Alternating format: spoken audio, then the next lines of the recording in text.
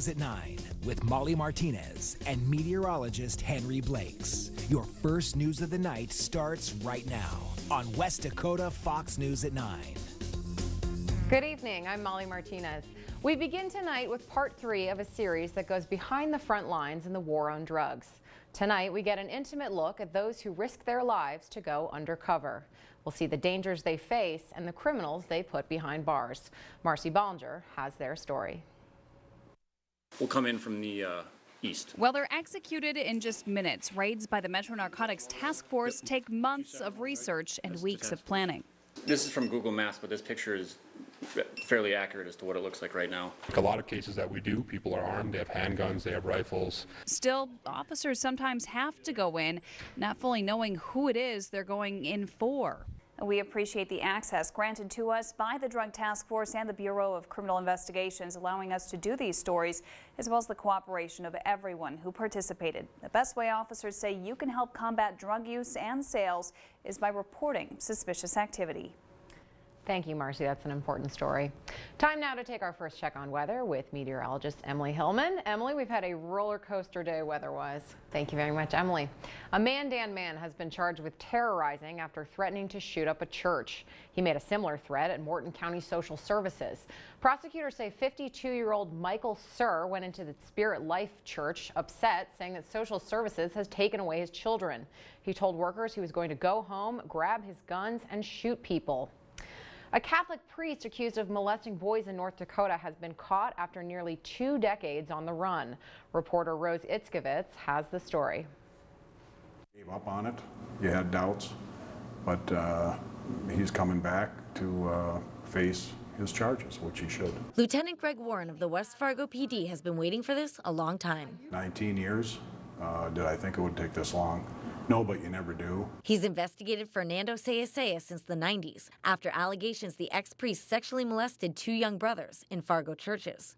But in 1998, Sayasaya fled back to his homeland, the Philippines. He had every right to travel as freely as you and I are at the time because there was no warrants. Not until 4 years later, anyway. In 2002, charges were filed, once he was long gone.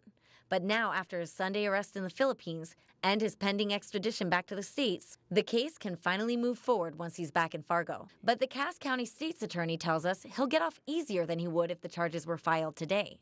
This kind of activity has been elevated as a higher level crime than it was back then. In a statement, the diocese says it has full confidence in the judicial process and it will pray for the healing of all involved. As for Lieutenant Warren, we're just really glad they found him so we can put an end to this. Even more so for the victims, he says, than his department. In a statement, the diocese has full confidence in the judicial process and it will pray for the healing for all those involved. A traffic stop in West Fargo yesterday led to a major marijuana bust. Police say they pulled over a 34-year-old woman from Ascoff, Minnesota on I-94. After a search, they found 286 pounds of pot. You can see it there. That's a street value of almost $1.4 million. Another pot bust, this time in Bismarck. Alan Clark was stopped on I-94 for a traffic violation yesterday. Clark is from California. Police conducted a search which turned up 30 pounds of packaged pot. No word on what charges he will face. Speaking of pot, the state health department is accepting proposals for the medical marijuana tracking system.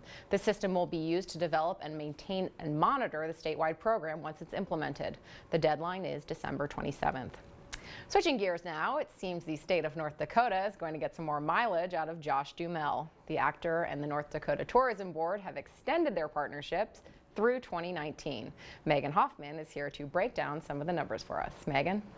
While spending millions in advertising dollars in 2016, the return reached into the hundreds of millions of dollars, according to officials, and one familiar face is a big part of the reason. Welcome back. There's a dark cloud over some of our country's Olympic gold medals. A former gymnastics doctor pleading guilty today to sexually assaulting more than 125 girls. Reporter David Lee Miller has the story. Welcome back. Schools are out for Thanksgiving, but before those turkeys trotted, some classrooms got into the holiday spirit a little bit early. Reporter Cynthia McLaughlin shows us. To be thankful for food? Yeah. No. What would we do without food? My favorite Thanksgiving food is Turkeys. While many look forward to Thanksgiving for the food, Eating and having fun. Mrs. Montgomery is trying to get her students to understand the holiday means much more than a full belly. I think it's a hard concept for them to understand because they have always been given shelter and food, but they also know that there are a lot of families and kiddos out there that don't have that. She is teaching them about the Pilgrims and what the Native Americans taught them. They teach the Pilgrims how to grow food. These kindergartners can also tell you what giving thanks means. Share with other people. Sometimes when things don't go our way, dear God, we need to remember to always be thankful. I am thankful for the earth and my family and my grandma and grandpa because I'm going to go stay there tonight. These kids also say they're thankful for not having to go to school tomorrow and getting to celebrate the holiday with family. What do you think, Emma Dean? For West Dakota Fox News at 9, I'm Cynthia McLaughlin. Although the famous feast we celebrate happened in 1621, Thanksgiving was not considered a federal holiday until 1863. President Abraham Lincoln proclaimed the national holiday during the Civil War to be celebrated on the last Thursday of November.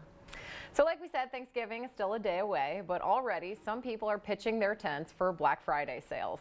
2 campers set up shop outside this Best Buy in Texas. They're hoping to be the first to get their hands on some deals. Lots of stores this year have decided to close for Black Friday, so people spend time with their families instead of doing this.